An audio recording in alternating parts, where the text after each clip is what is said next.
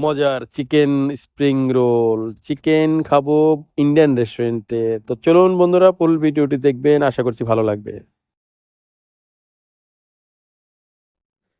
Hello বন্ধুরা, কেমন আছেন সবাই? আমি কিন্তু আজকে চলে আসছি শারজায়। তো শারজায় আমি একটি ইন্ডিয়ান রেস্টুরেন্টে বিরিয়ানি খাবো, সেটাই আপনাদের দেখানোর চেষ্টা করব। আর এই বিরিয়ানিটার মধ্যে যে যে জিনিসগুলি ছিল সেগুলো আপনাদের সাথে বিশ্লেষণ করব। তো আজকে কিন্তু আমি একটা হান্ডি বিরিয়ানি নিয়েছি। তো এই বিরিয়ানিটার মধ্যে আমি চিকেন বিরিয়ানি অর্ডার দিয়েছিলাম। তো একটা সুন্দর একটা হান্ডির মধ্যে কিন্তু তারা এই খানাটা পরিবেশন করেছিল। সেখানে ২ পিস চিকেন ছিল।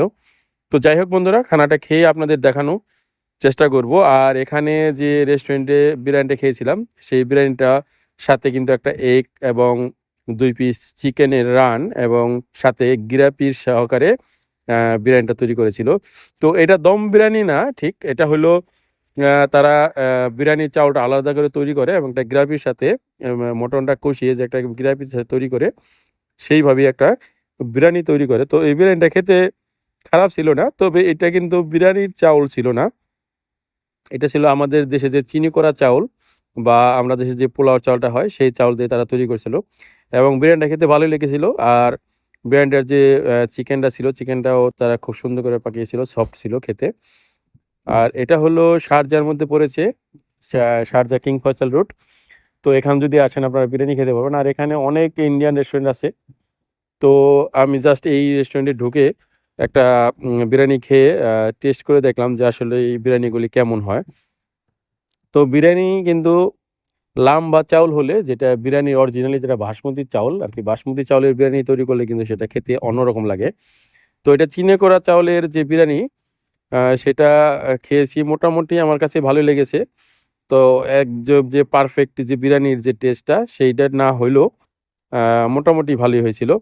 আর আহ, বিরিয়ানিটা খেয়ে যা বলার ছিল সেটা হলো, এখানে বিরিয়ানির সাথে যথেষ্ট পরিমাণে একজনের পরিমাণে বিরিয়ানি ছিল। একটা এগও দিয়েছিল তারা, সিদ্ধ করা একটা এগ, এবং সাথে দিয়েছিল একটা চাটনি এবং এটা পাঁপড়। তো মালবাড়ি রেস্টুরেন্টে কিন্তু পাঁপড়টা কিন্তু তারা খুবই খায়। সাথে একটা টক জাতীয় একটা আচার দেওয়া হয়, সেই আচারটা কিন্তু খেতে খুব ভালোই লাগে। আর সাথে দেওয়া হয়েছিল একটা রায়তা, দই দিয়ে তৈরি করা। তো সেটা খেয়েও মোটামুটি এতটা ভালো না লাগলো, মোটামুটি চলে। তো যাই হোক, বিরিয়ানির সাথে অবশ্যই দই বা একটা সস হইলে, বুরহানি হলে খুব ভালো হয়। তো তারা সেটাই দেওয়ার চেষ্টা করেছে। আমাদের দেশে হয়তো বুরহানিটা চলে, তো তারা কিন্তু দইয়ের সাথে এক ধরনের একটা রায়তা তৈরি করে, সেটা খেতে খুব ভালোই লাগে। তো আমি অনেক জায়গায় বিরিয়ানি খেয়েছি। তো এটার নাম্বার দিব আমি 10-এ 7। 10-এ 7 দিব এই কারণেই, কারণ আমি অনেক জায়গায় বিরিয়ানি খেয়েছি। তো বিরিয়ানির যে অরিজিনালি যে টেস্টটা সেটা কিন্তু আপনার চাউলটা যদি বড় হয় সেক্ষেত্রে কিন্তু খুব, বাসমতি চাউলের হলে কিন্তু বিরিয়ানির আলাদা একটা স্মেল আসে, যেটা খাইতে সুগন্ধি একটা, বিরিয়ানির যে একটা খাওয়ার যে একটা মজা সেই জিনিসটা কিন্তু পাওয়া যায়। তো আমি রেফার করব যে যারাই আমরা বিরিয়ানি তৈরি করি, আমাদের দেশে হয়তো আমরা বাসায় অনেক সময় বাসমতি চাউল না হলেও এই চিনি করা চাউল দিয়ে বিরিয়ানি তৈরি করে খাই, এটা বাসার ক্ষেত্রে ঠিক ওকে। কিন্তু রেস্টুরেন্টের সেক্ষেত্রে কিন্তু আপনার বাসমতি চাউল দিয়ে তৈরি করলে সেটাই সবচেয়ে বেস্ট হয়।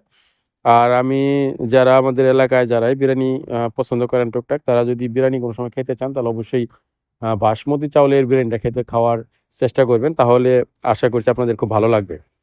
আর এখানে কিন্তু একটা রেস্টুরেন্টটা মোটামুটি খুব একটা যে বড় তাও না, মোটামুটি মিডিয়াম একটা রেস্টুরেন্ট। এখানে আপনারা অনেক ধরনের খানা পেয়ে যাবেন, শুধু যে বিরিয়ানি বিক্রি করে এরকম না। এখানে সব ধরনের ইন্ডিয়ান এবং মালবাড়ি খানা এখানে চলে। তো বিরিয়ানি আহ, তো প্রায় রেস্টুরেন্টই পাওয়া যায়, পাকিস্তানি বিরিয়ানি, ইন্ডিয়ান বিরিয়ানি, বাঙালি রেস্টুরেন্টও বিরিয়ানিও আছে। তো আমি অনেক রেস্টুরেন্টে বিরিয়ানি খেয়েছি, আমার চ্যানেলটা ঘুরে আসলে হয়তো দেখতে পারবেন। আর আপনাদের কাছে একটা রিভিউ, ছোট্ট একটা অনুরোধ করব, অবশ্যই আপনার আমার চ্যানেলটাকে যদি সম্ভব হয় সাবস্ক্রাইব করে অবশ্যই আমার সঙ্গে থাকবেন। আর পেজ থেকে দেখলে অবশ্যই পেজটা ফলো দিয়ে রাখবেন। তো বন্ধুরা, আমি এই ধরনের নিত্য নতুন ভিডিও রিভিউ দেওয়ার চেষ্টা করব। তো এখানে আমি দুবাইয়ের মধ্যেই ছিলাম এবং শারজায়, আজমান, দুবাই বিভিন্ন জায়গায় আমি ভিডিও করে আপনাদের দেখানোর চেষ্টা করব। আর আপনারা অবশ্যই লাইক একটা কমেন্ট করবেন।